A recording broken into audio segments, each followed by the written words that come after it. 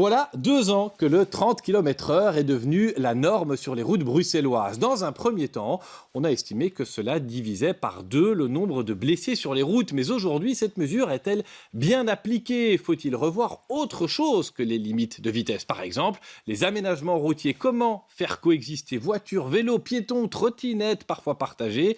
La politique de sécurité routière, ça se débat et c'est sur le plateau de Versus. Bienvenue.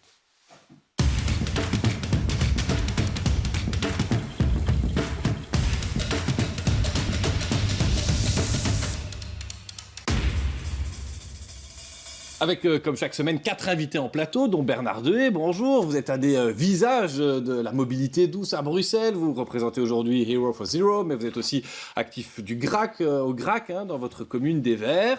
Face à vous, un autre visage de la mobilité, Joost Casemans. Vous représentez, vous, le club automobile Touring. On est évidemment impatient de comparer vos avis. Et puis, parce que tout cela est politique, deux politiques. Arno Verstraete, bonjour. Vous êtes chef de groupe Groen, les Verts néerlandophones, le parti de la ministre de la mobilité.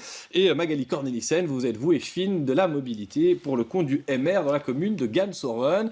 On l'a dit, si on en parle aujourd'hui, c'est parce qu'il y a 2 ans que le 30 à l'heure est devenu la norme à Bruxelles. A priori, c'est la vitesse, sauf indication contraire à la vitesse maximale. Bernard Dehaye, vous qui vous déplacez à vélo, notamment dans Bruxelles, vous avez l'impression depuis 2 ans que les routes sont plus sûres pour vous? On sent en tout cas une diminution de la vitesse qui est réellement pratiquée. Ce qui aide bien sûr, c'est quand sur des voiries à une seule bande, quand quelqu'un respecte le 30, tous ceux qui sont derrière doivent le respecter aussi.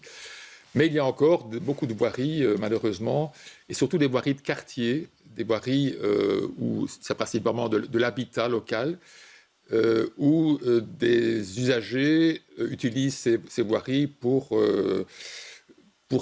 bypasser les carrefours encombrés ou les artères encombrées et donc pratiquent des vitesses très élevées, anormalement élevées dans ces voiries. Mais donc, en toute bonne foi, vous le dites, depuis 2 ans, vous avez l'impression que c'est plus sûr quand on est à vélo ou à pied dans Bruxelles que... Il y a une bonne évolution, en tout cas. Une évolution. Arno Verstraete, on a fixé le 30 à l'heure. Est-ce que vous pouvez simplement dire pourquoi? Et pourquoi pas, je sais pas moi, 20 à l'heure, ce serait encore plus sûr? Ou pourquoi pas 40? Comment on a calculé cette vitesse-là, entre guillemets? Pourquoi on a fixé cette limite-là? Il y avait une volonté politique importante de vouloir garantir la sécurité de tout le monde qu'on se déplace. Donc aller vers une situation de 0 mort, 0 blessé grave, ça c'est le but. Et pour atteindre ce but, on sait que depuis la recherche scientifique, que réduire la vitesse moyenne est le moyen le plus efficace d'arriver à cette fin. Et donc réduire la vitesse moyenne avec la zone 30, ça fonctionne. La vitesse a diminué, le nombre de blessés graves et morts a diminué sur nos routes. Et en même temps... Dans la première année, c'était flagrant. Dans la deuxième, on a vu qu'il y avait une augmentation du nombre d'accidents. Alors, il y a eu la reprise post-Covid. Bruxelles Mobilité a fait un communiqué pour dire si c'est quand même... après, on entendra l'avis de Touring là-dessus, mais pour dire non, même s'il y a plus d'accidents, c'est quand même plus sûr. C'est pas forcément évident pour le Quidam, ça. Il faut suivre les résultats. Il faut aussi savoir qu'on regarde les résultats d'un baromètre de sécurité routière qui est moins précis que les résultats définitifs. En tous les cas, il y a eu une diminution et maintenant, il y a des nouveaux phénomènes comme la trottinette, par exemple, qui crée beaucoup de nouveaux accidents, de nouveaux défis pour lesquels on doit aussi trouver une réponse. Mais la zone 30 est efficace.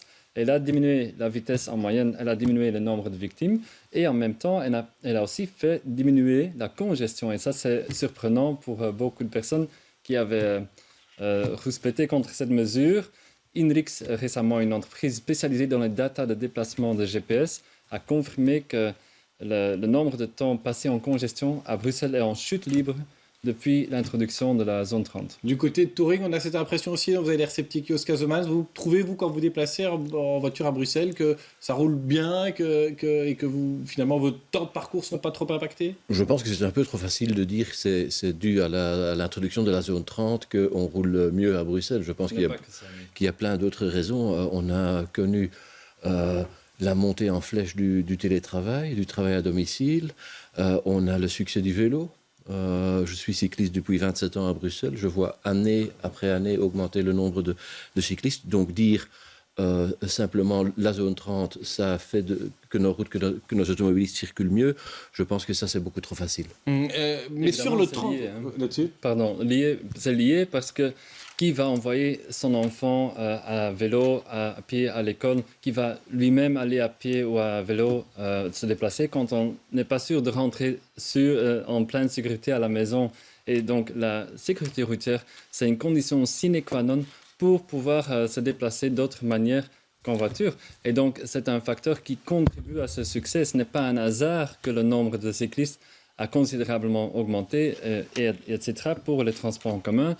Il y a effectivement un report modal qui est en cours grâce à cette politique de sécurité routière qui est le fondement de ça. Mais est-ce que c'est pas quelque part un peu dire on va embêter les gens, hein, on baisse la limite de vitesse, on met moins de place pour les voitures et donc quelque part on les contraint à se déplacer autrement. C'est comme ça qu'on le ressent ou...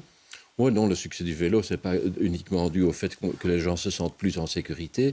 Je n'ai pas toujours le sentiment de me sentir beaucoup plus en sécurité maintenant qu'il y a 4 ou 5 ans.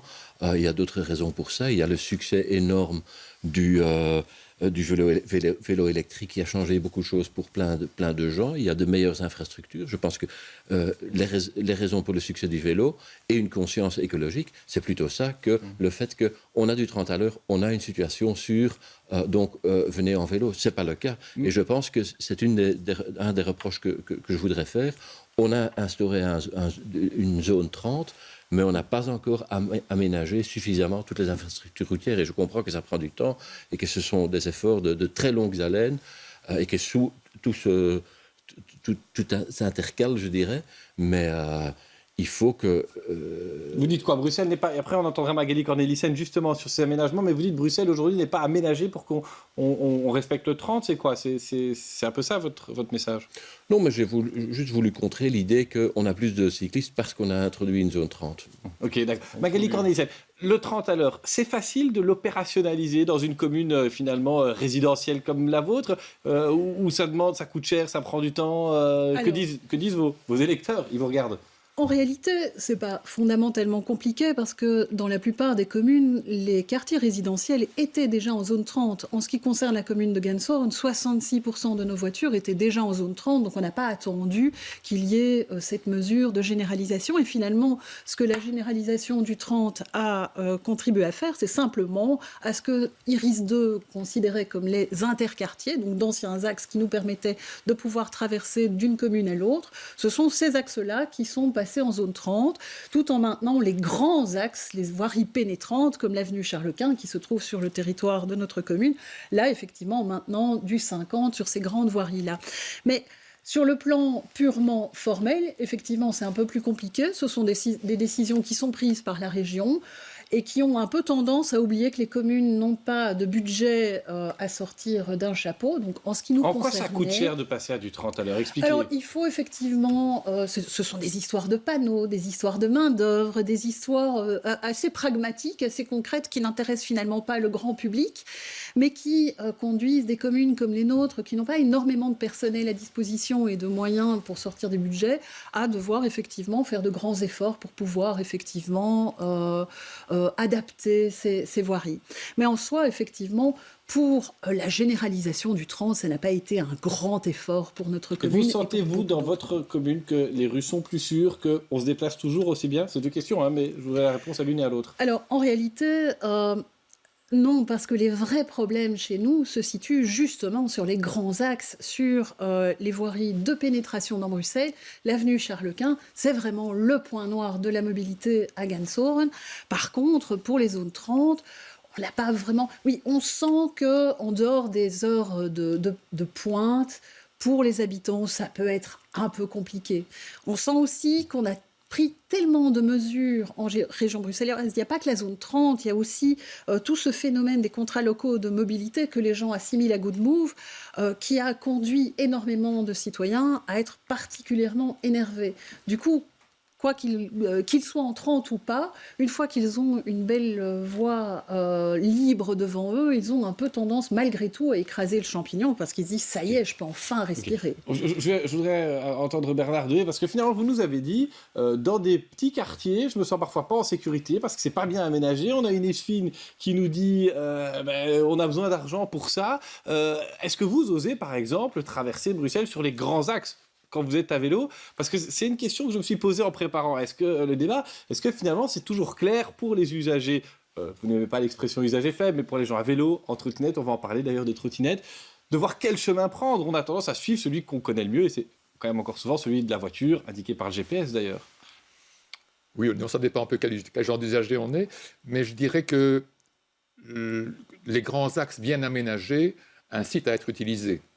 Je veux dire, toutes les grandes voiries maintenant qu'on a aménagées avec des pistes cyclables post-Covid, comme on dit, sont agréables à utiliser et on s'y sent en sécurité. Maintenant, ce n'est pas toujours l'itinéraire le plus court ou le moins vallonné, donc on va essayer de choisir en fonction un petit peu de ces critères. Si on a un vélo assistance électrique, c'est parfois plus facile que quand on n'a pas d'assistance. Donc, le choix de l'itinéraire va se faire en fonction, parfois aussi de l'heure de la journée. S'il y a des encombrements réguliers, on va éviter ces endroits-là. Il y a des travaux parfois à certains endroits qui amènent à faire des... Donc, on n'a pas forcément tous les jours le même itinéraire, mais je trouve en tout cas qu'il y a une amélioration globale je pense à la petite ceinture par exemple, ou la moyenne ceinture. Ce sont des grands axes où actuellement je me sens beaucoup plus à l'aise à vélo que ce n'était le cas il y a quelques années.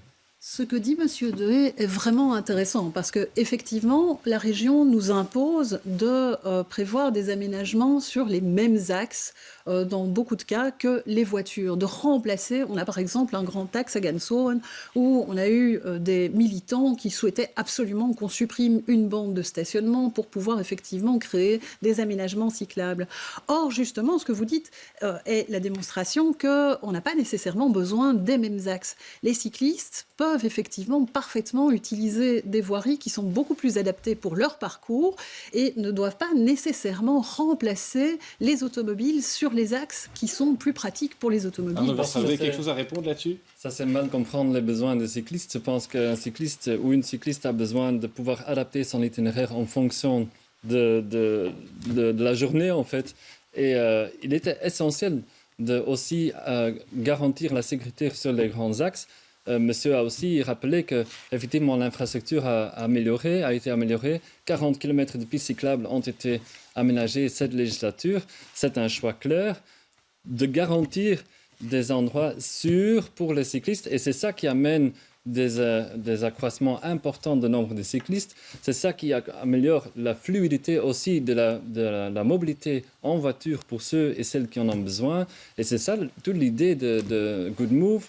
C'est garantir un transfert modal et garantir la sécurité routière pour tous. Brièvement, Bernard Dehé et puis Jos Kazemans, j'ai une question, on viendra aux trottinettes, parce qu'il faudra qu'on en parle, mais Bernard Dehé sur les pistes cyclables. Mais il y a un autre critère, parce qu'on parle des axes utilisés par les voitures qui, eux, sont équipés maintenant de pistes cyclables, mais la qualité de l'air, c'est aussi un autre problème. Donc c'est un critère pour pas mal de cyclistes, et j'en suis, pour éviter ces grands axes fortement pollués. Moi, je suis tout à fait d'accord et je constate... Il y a des points sur lesquels vous vous retrouvez quand même. Non, et je constate qu'on essaie quand même toujours de créer cette compétition sur les mêmes axes et ça c'est pas nécessaire. Je vous donne comme exemple, là où Touring était avant, sur la rue de la Loi, il fallait absolument avoir des pistes cyclables qui étaient trop étroites, où il y avait plein de conflits avec les piétons, etc., tandis que les cyclistes, ils utilisent la rue perpendiculaire, la rue Joseph II, par exemple. Je n'ai jamais utilisé la rue de la Loi en vélo parce que ce n'est pas confortable. Pourquoi les cyclistes dans les gaz d'échappement. Pourquoi les cyclistes passent plus rue de la Loi que rue Joseph II, Bernard Dehé? Vous voyez un peu ces axes ou pas? Il y a quand même un dénivelé. Tout le monde n'a pas un moteur électrique. Je pense que la rue de la Loi, c'est vraiment, d'ailleurs, la hauteur du pont par rapport à Malbé, qui est quand même impressionnant. Descendre dans la vallée pour remonter, si on peut l'éviter. Je voudrais vraiment aborder la question des trottinettes. Oui. Est-ce qu'il y a un problème avec les trottinettes à Bruxelles? Est-ce que tout le monde est d'accord? Alors, Marie-Gilles Cornelissen, c'est un problème à Ganshoren? Autant le MR est absolument porteur du free floating, pour nous c'est important d'avoir effectivement la liberté de pouvoir choisir le mode que l'on souhaite pouvoir prendre en fonction de l'endroit où on se trouve, autant dans les faits, dans la pratique, on constate quand même que l'usage de la trottinette électrique est catastrophique, parce que si aujourd'hui il y a des accidents et des accidents graves, des accidents qui ont pour pour conséquence effectivement des blessures graves, voire des décès, c'est essentiellement un usage intensif. Qu'est-ce qu'on peut faire ? On doit imposer un permis de trottinette, on doit faire changer des mentalités, on doit mieux contrôler. Arnaud Verstraete, Bruxelles Mobilité aurait les moyens de contrôler les trottinettes, honnêtement ? Peut faire quelque chose et va faire quelque chose. On va réduire la vitesse maximale des trottinettes à 20 à l'heure. C'est une petite diminution. On a déjà introduit la limitation automatique de la vitesse en zone piétonnière. Autre problème aussi de sécurité, mais plus pour les piétons, c'est de créer des drop zones pour éviter l'encombrement des trottoirs, qui est aussi un problème important, notamment pour les PMR qui peuvent aussi faire des chutes. Mais pour la sécurité, il y a aussi eu au niveau fédéral des changements de code de la route. Plus de 2 personnes sur la trottinette, c'est interdit. Pourtant, on en voit. Oui, des et donc voilà, sur les justement, le contrôle-sanction doit être renforcé. Et ça, c'est quelque chose que les communes, la région et la police, ces 3 acteurs-là peuvent faire ensemble et je pense doivent mieux faire pour la suite. Jos Kazemans, les trottinettes, elles sont un peu dans le viseur de Touring. Quand on préparait l'émission, vous m'avez dit, il n'y a jamais de contrôle. Vous les voyez, vous, les problèmes des conducteurs de trottis ? Bon, c'est très pratique, etc. Mais on ne sait pas parler de zéro accident grave et 0 mort si on autorise de rouler du 25 à l'heure avec des roues qui font 10 cm sur un truc qui n'est pas très stable. Là, on rêve. Jusqu'il y a quelques années, les engins de mobilité motorisés étaient autorisés jusqu'à 18 km/h. Je pense que déjà retourner à cette vitesse de 18 km/h en centre-ville, ça me semble déjà plus que correct, pourrait être un premier cas. Enfin, un premier pas. Il y a d'autres choses qu'on pourrait faire pour... Parce que finalement, c'est pas illégal, c'est très sympa, c'est très pratique, une trottinette. Est-ce qu'il y a d'autres petits aménagements qu'on pourrait faire, que ce soit dans les communes ou au niveau régional, pour permettre que les trottinettes puissent quand même rester un mode de déplacement intéressant ? Alors, il faudrait certainement imposer l'identification concrète de l'usager, c'est-à-dire avoir un système qui permet de démontrer qu'on est en âge et en capacité effectivement de pouvoir utiliser la trottinette.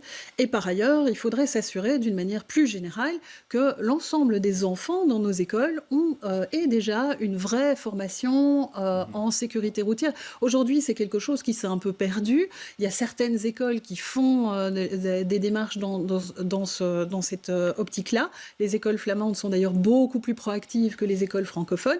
Mais on a vraiment besoin que les enfants soient sensibilisés aux priorités de droite, à l'usage des différentes parties de la chaussée et de la voirie. Donc on a vraiment besoin d'une formation des plus jeunes et une sensibilisation. Je pense qu'on peut élargir ça. Le public en général a besoin d'être informé et sensibilisé aux risques que comporte l'utilisation de STEP parce que c'est les trottinettes, parce qu'il y a effectivement des risques très concrets, très spécifiques.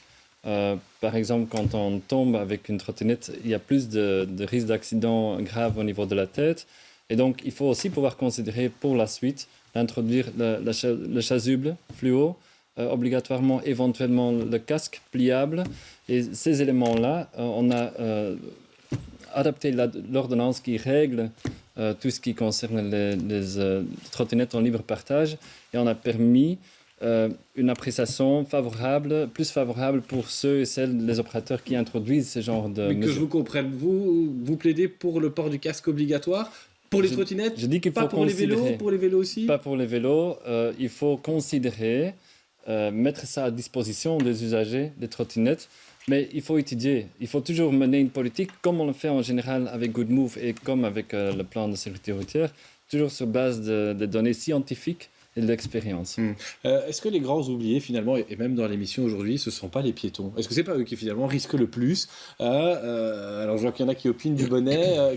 Qu'est-ce qu'on peut faire, encore une fois, des carrefours on devrait faire un feu vert intégral pour les piétons, comme certains cyclistes le demandent, mais d'autres sont plutôt contre, quoi. C'est d'autant plus amusant qu'on est tous piétons. Quand on gare sa voiture, quand on gare son vélo, quand on abandonne sa trottinette dans une drop zone. Mais si on veut marcher longtemps, moi j'ai fait le reportage pour BX1, si on veut vraiment se déplacer à pied dans Bruxelles, c'est compliqué. Il y a beaucoup de trottoirs qui sont en mauvais état, qui sont pas assez larges, des carrefours où on doit attendre longtemps. Est-ce qu'il y a quelque chose qui... D'une manière générale, on a vraiment besoin d'infrastructures, on a besoin de moyens et de moyens conséquents pour effectivement pouvoir apaiser les infrastructures dédiées effectivement effectivement au mode le plus simple. Mais ça veut dire que ça va encore réduire la place des autres modes de transport, non? C'est quand même assez logique, Bernard Dehé. C'est ça. C'est comme ça. Et donc, c'est aussi un choix qui est maintenant mis en place par ce gouvernement et par Good Move.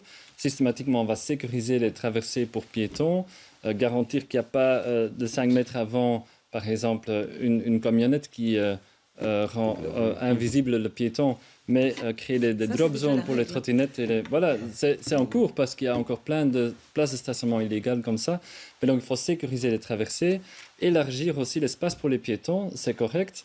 Rendre plus agréable aussi. Mais ça va demander tout ça sans impacter lourdement le temps de trajet. Je vois Jos Casemans qui vous regarde à un moment donné. Bah oui, si on agrandit les pistes cyclables, les trottoirs pour les piétons, qu'on fait des feux plus verts, plus longs pour tout ce monde-là, à un moment donné, le temps de trajet va être impacté. Or, il y a bien des gens qui doivent se déplacer en voiture dans Bruxelles, vous allez me dire.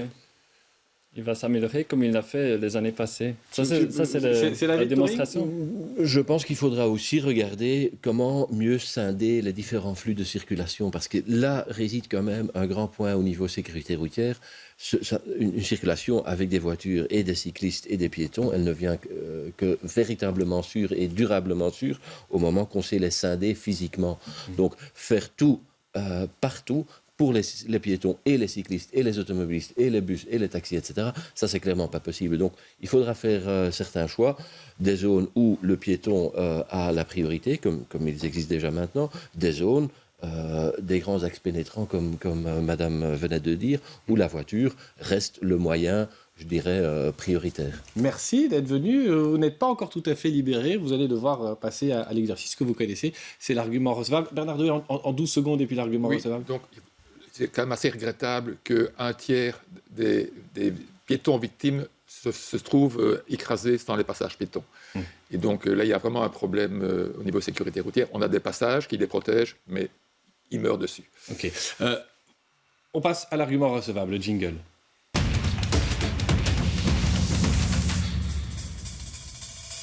Bernard Dehé, est-ce que vous avez entendu un argument recevable quelque part du côté de Turing, par exemple? Je dirais...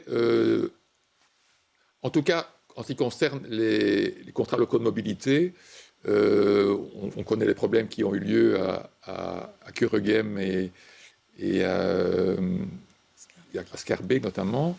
Je pense qu'on va devoir aller vers plus de concertation et plus de dialogue, de participation citoyenne pour pour en tout cas aboutir à une solution qui convainc la majorité. Jos Casemans, vous avez entendu un argument recevable, vous? Oui, certainement, plein d'arguments très bons, je pense, notamment de M. Verstraete. J'ai appris qu'il y a vraiment une attention particulière pour rendre cette circulation, par exemple, en trottinette électrique plus sûre. J'avais, et je ne suis pas le seul, parfois l'impression qu'ils ne sont pas motorisés, donc on les laisse faire. Arnaud Verstraete, un argument recevable de l'autre côté de la table? Oui, plusieurs. Je choisirais de Madame. Elle a rappelé que tout le monde est piéton et je trouve que c'est fondamental. Et on a effectivement besoin de faire encore plus. C'est prioritaire. Aussi, tout le monde est PMR, parfois personne à mobilité réduite. Quand on porte des sacs, quand on déplace avec ses enfants, etc.